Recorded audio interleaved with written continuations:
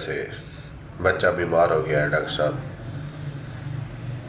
اکثر عورتیں آتی ہیں اور یہ آ کر بتاتی ہیں کہ ڈاکٹر صاحب ماں نے سردی میں کام کیا اور بچہ بیمار ہو گیا.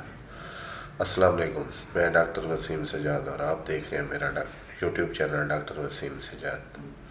اکثر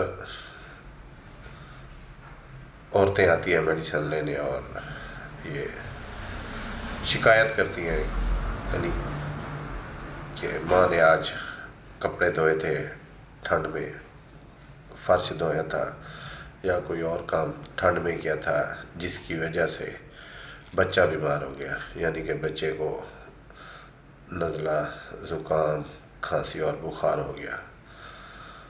یاد رکھیں ایسا نہیں ہوتا، کوئی بھی بیماری ماں کی وجہ سے بچے کو نہیں لگتی. اپنے ذہن سے، دماغ سے نکال دیں، اور یہ پرانی باتیں ہو چکی ہیں. ایسا کچھ بھی نہیں ہوتا. ہاں، احتیاطی طور پر، میڈیکل سائنس کے طور پر، کہ اگر ماں کو نزلہ ہے، اسے کھانسی ہے، تو اس کے چاہیے کہ وہ احتیاط کرے.